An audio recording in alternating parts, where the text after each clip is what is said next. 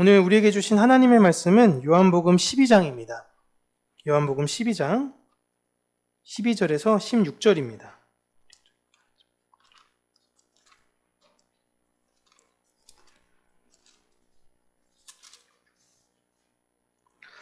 신약성경 167페이지인데요. 혹시 새로 오신 분들 다 찾아주셨나요?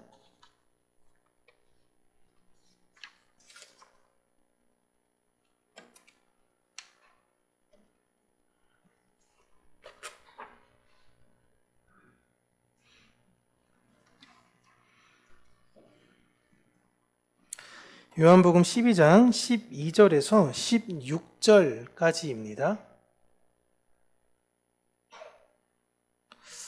우리 다 찾으셨으면 함께 한 목소리로 읽겠습니다. 그 이튿날에는 명절에 온 큰 무리가 예수께서 예루살렘으로 오신다는 것을 듣고 종려나무 가지를 가지고 맞으러 나가 외치되 호산나 찬송하리로다. 주의 이름으로 오시는 이 곧 이스라엘의 왕이시여 하더라. 예수는 한 어린 나귀를 보고 타시니 이는 기록된 바 시온 따라 두려워하지 말라. 보라 너의 왕이 나귀 새끼를 타고 오신다 함과 같더라. 제자들은 처음에 이 일을 깨닫지 못하였다가 예수께서 영광을 얻으신 후에야 이것이 예수께 대하여 기록된 것임과 사람들이 예수께 이같이 한 것임이 생각났더라. 아멘. 네. 개인적으로는 오늘 참 어려운 시간이었습니다. 제가 왜 어려운 시간이었냐면 새로운 분이 오시면 설교를 이렇게 다 준비된 상황에서 머리가 막 복잡해요. 야, 어떻게 설명해야 되지? 이걸 다 다시 설명을 해야 되려면 많은 시간이 걸릴 텐데 새로 오신 분들은 아마 교회의 용어나 절기나 이런 것들이 훅훅 지나가기 때문에 다 이해가 안 되시는 것이 당연합니다. 너무 그 단어에 대해서나 그거에 대해서 너무 깊게 생각하지 마시고 그냥 이해되는 선 안에서만 넘어가시면 될 것 같습니다. 최대한 배려하면서 제가 오늘 설교하도록 하겠습니다.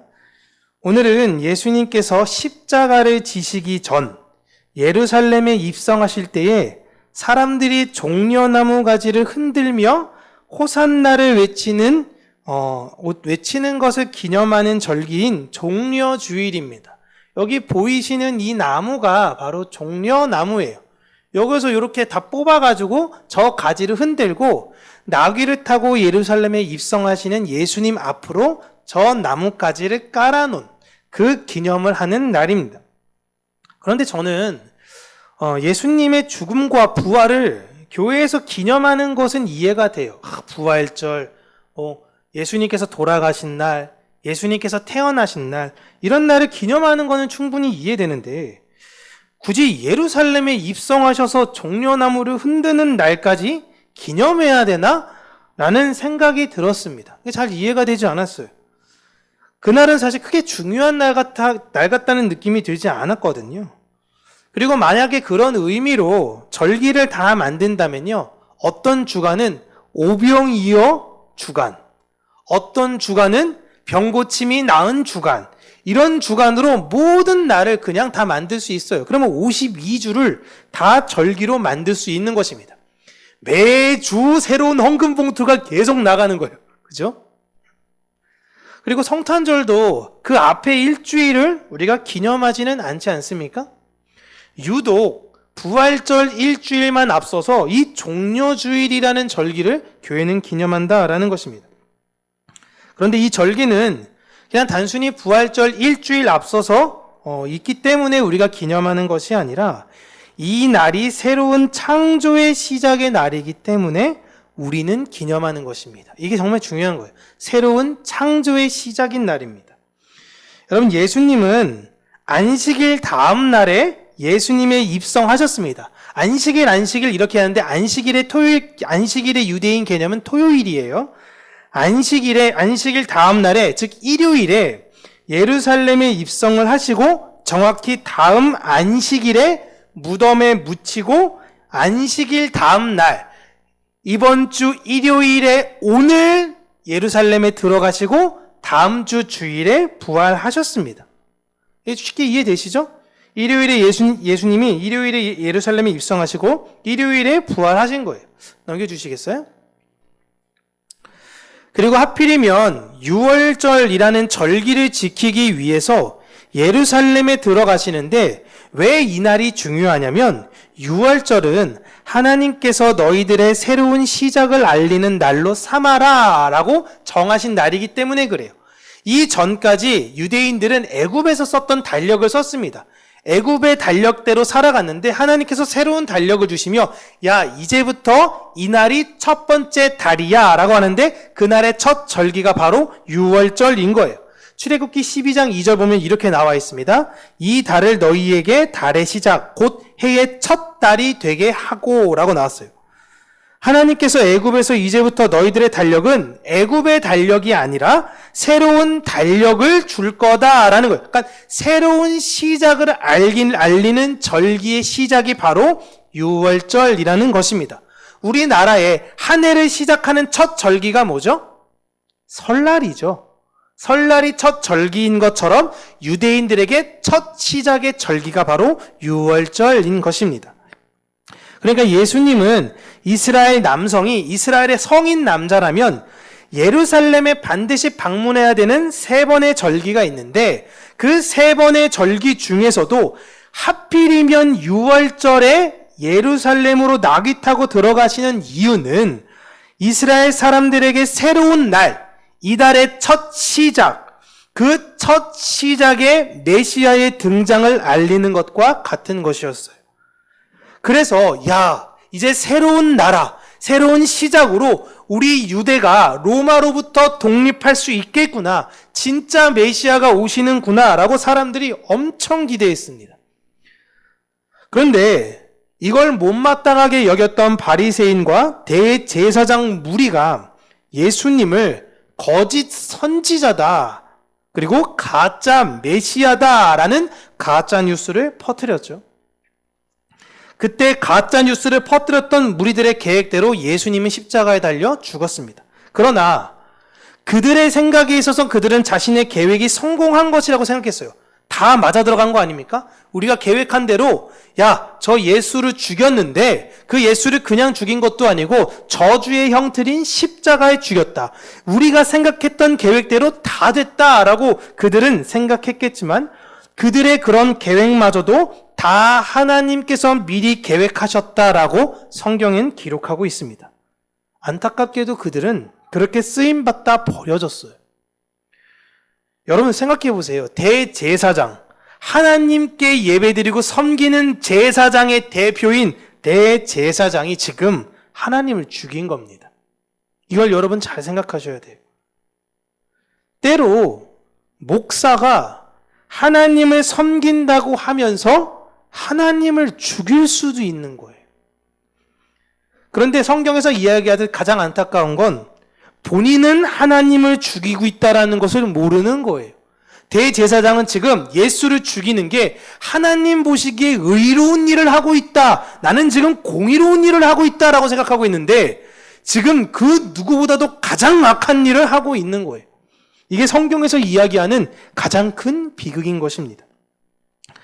그렇게 예수님은 자신이 그곳에서 바리새인들, 제사장들 이들에 의해서 죽임을 당할 줄은 미리 아셨지만 그걸 알매도 불구하고 예루살렘에 들어가셨습니다. 왜요? 그곳에 있는 예루살렘에 있는 하나님께서 세우신 성전을 정결케 해야 했으니까 예수님은 들어가셨어야 돼요. 하나님의 말씀이 살아있어야 하는 그곳이 지금 무너졌습니다. 그런데 그곳은 인간이 회복할 수가 없는 거예요. 그래서 예수님이 성전의 회복을 위해서 들어가신 것입니다. 그리고 그 회복을 위해서 예수님은 죽으셨어요. 왜 이런 의미를 주신 거냐면 여러분 예수님이 지금 어디 계십니까? 예수님이 어디 계시죠? 하늘에 계시죠? 그리고 예수님이 또 어디 계시죠? 우리 안에 계시죠. 왜 우리가 이런 표현을 쓰죠? 예수님이 왜 우리 안에 있다라는 표현을 쓰나요? 예수님이 우리 안에 오시는 이유는요, 이 같은 이유예요. 우리를 회복시키기 위해서 예수님이 우리 안으로 들어오신 것입니다. 세상에 찌들어 있고 세상 권력을 부러워하며 세상에서 만족을 누리면서 그러면서 여전히 불안해하며 그 저주 속에 사는 우리를 정결케 하시기 위해서 우리 안으로 들어오신 거예요. 그리고 지금 우리 안에 계신 거예요. 그런데 예루살렘에 있는 자들이 예수님을 죽이지 않았습니까? 그와 같이 우리도 그분을 여러분 우리가 예수님이 들어오실 때 막 환영하고 받아들였을까요? 아닙니다. 처음엔 얼씨구나 하고 좋다고 막 받아들였어요. 그런데 결국은 나의 뜻과 맞지 않으니 예수님을 죽입니다. 인간은 여러분 본능적으로 복음을 거부할 수밖에 없어요. 세상 등지고 세상 부러워하지 마십시오. 세상 따라가지 마십시오. 험한 그 십자가만에 붙드십시오. 이 말을 인간은요 자신의 생각으로 받아들일 수가 없어요. 그렇게 스스로 깨끗해질 수가 없는 것입니다. 그래서 예수님께서 우리 안으로 들어오셔서 우리를 정결케 하신 것이고 우리에게 죽임을 당하신 거예요. 로마 병사에게만 죽임을 당한 것이 아니라 우리에게 죽임을 당하신 것입니다. 그런 회복의 상징으로 지금 예루살렘에 입성하신 것입니다. 그리고 예수님께서 그곳에서 6일 동안 그 예루살렘 안에 들어가셔서 6일 동안 계시고 6일째 예루살렘 밖으로 끌려 나갑니다. 그 성문 밖으로 끌려 나가서 골고다라는 곳에서 죽임을 당하세요. 그리고 8일째에 부활하시고 다시 들어오시죠. 제가 여러분 교회가 예수님의 십자가에서 옆구리가 창에 찔려 예수님께서 십자가에 못을 박히시고 로마 병사가 옆구리를 창으로 찌릅니다.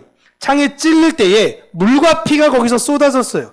그게 무슨 의미냐면 거기서 생명이 나옴으로 교회가 탄생한 것이다라는 말씀을 드렸죠.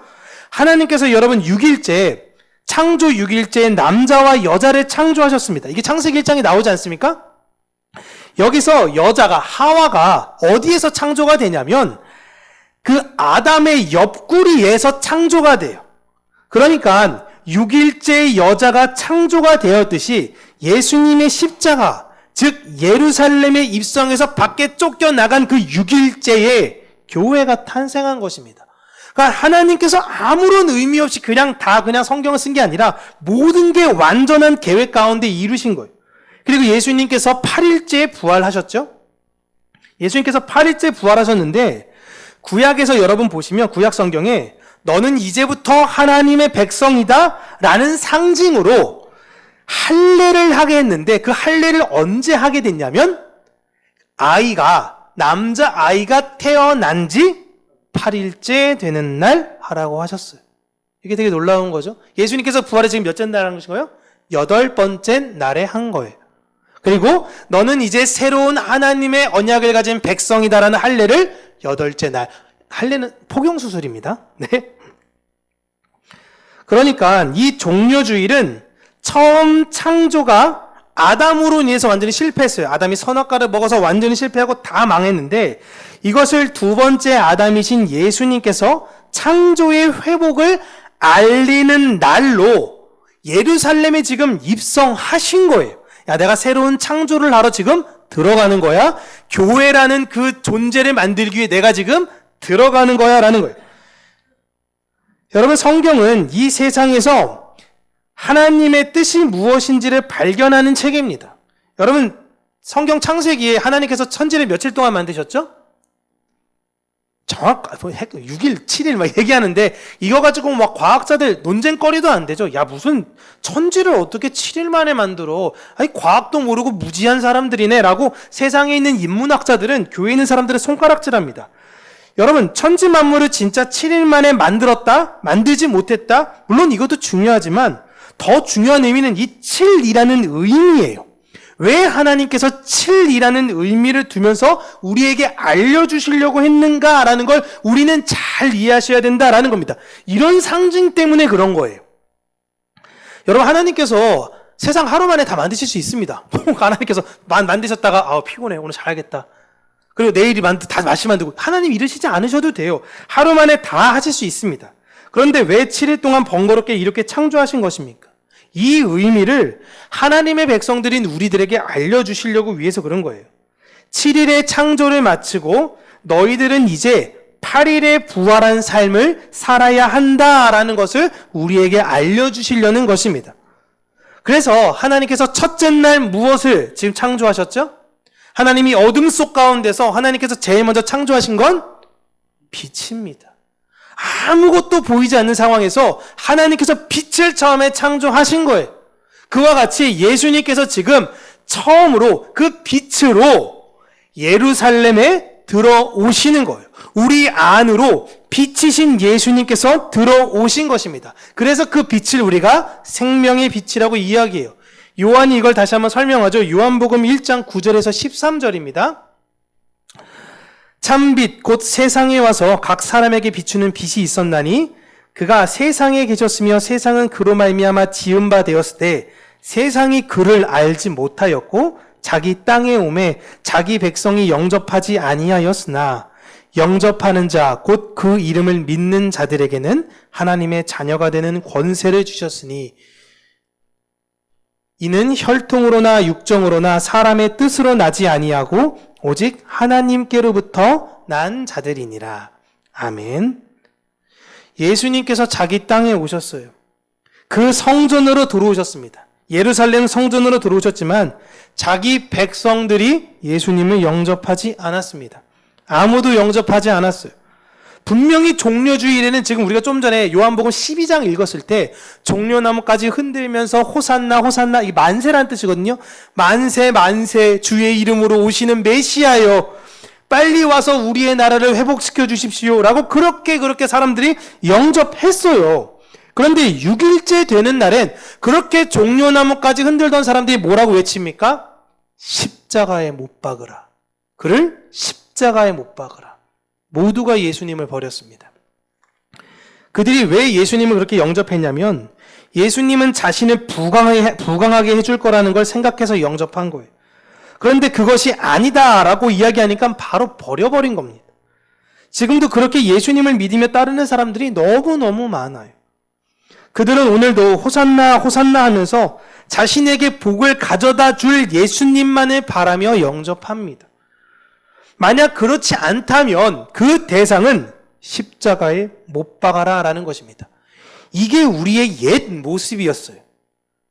여러분, 이제 우리는 그 모습에서, 옛 모습에서 예수님께서 빛으로 우리 안에 들어오셔서 새로운 사람으로 거듭난 사람들입니다. 다시 그곳으로 돌아갈 수가 없어요. 심지어 예수님을 3년간 따르던 제자들도 여러분, 이런 두려움 상황 가운데서 자신 스스로 해결할 수가 없었습니다. 자신도 죽을까봐 무서워서 전전긍긍했는데 이들을 그 다락방, 숨어서 기도할 수밖에 없는 이들을 예수님을 영접하게 만들어서 그들을 그곳에서 밖으로 끄집어내어 예수님을 이제 전할 수 있는 담대함을 주신 분이 계세요. 그분이 누구시죠? 성령 하나님이세요. 즉, 이 오늘 말하는 영접하는 자라는 것은 예수 그리스도로 정결케 되어진 그 존재로 성령의 열매가 나오는 사람들을 말하는 것입니다. 그들을 위해 예수님께서 예루살렘에 죽으러 들어가신 겁니다. 예수님은 전 인류를 위해서 죽으신 것이 아니에요. 하나님이 기뻐하심을 입은 사람들 중에 평화를 전해주러 오신 거예요. 그렇게 예수 그리스도로 할례받은 자들에게는 이전과는 다른 열매가 열릴 수밖에 없어요. 그 자들을 영접하는 자라고 이야기합니다. 여러분, 이 세상 모든 사람들은요, 70억 인류 모든 사람들은 다 열매를 맺어요. 죽으면 내가 갖고 있는 열매를 하나님 앞에 드러냅니다. 그런데 어떤 열매는 생명이고요, 어떤 열매는 죽음이에요. 선과 악의 열매를 갖고 가는 거죠. 그리고 생명이신 예수님이 우리 안에 없다면 없는 존재들, 없는 인간들이 하나님께 내어놓는 모든 열매는 다 어떤 열매냐면 악의 열매, 죽음의 열매인 것입니다. 여러분, 성경은 인간이 스스로 구원에 이를 수 없다고 반복적으로 알려주고 있어요. 그래서 우리는 예수님이 반드시 필요한 존재예요. 내가 착하고 선하게 살면 생명의 열매가 나오는 것이 아닙니까? 그게 아니라 예수님의 신부이기 때문에, 그 빛이 우리 안에 들어왔기 때문에 착하고 선하게 살려는 열매가 열리는 거예요. 다른 사람이 보는 나는 착하고 친절한 사람일 수 있어요. 내가 보는 나는 다르죠. 다른 사람이 야, 정말 너무 친절해, 야, 너 너무 좋은 사람이야 하지만 내가 나를 알잖아요. 내가 나를. 내 욕심은 다른 사람들한테는 감출 수 있어요. 아, 저 사람이 부탁하는 거 내가 도와주는 거 억지로 한 거예요. 근데 웃으면서 할 수 있죠. 그러니까 사람들이 야, 천사야, 천사지만 속으로 온갖 욕을 다 하면서 도와주는 사람들도 있어요. 나는 나를 속일 수가 없어요. 내 욕심은 나에게 감출 수가 없어요. 나는 나를 정결케 할 수가 없는 것입니다. 내가 더 착하게 살아야지, 내가 더 의롭게 살아야지 하는 마음을 먹는 건 여러분 너무 중요합니다. 그렇게 사셔야 돼요. 당연히 그렇게 살아야 됩니다. 그런데 내가 그렇게 살아서 저기 있는 저 사람보다 내가 더 나은 사람으로 보이고 싶어 라는 그런 행위를 하면 안 된다라는 거예요.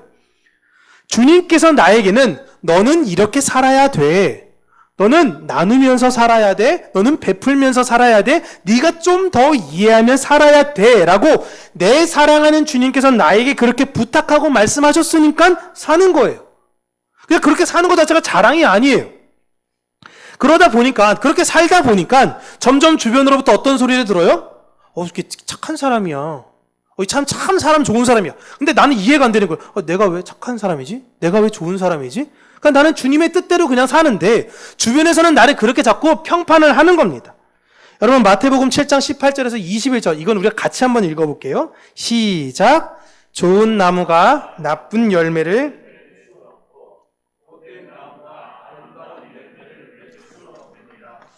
아름다운 열매를 맺지 아니하는 나무마다 찍혀 불에 던져지느니라. 이러므로 그들의 열매로 그들을 알리라.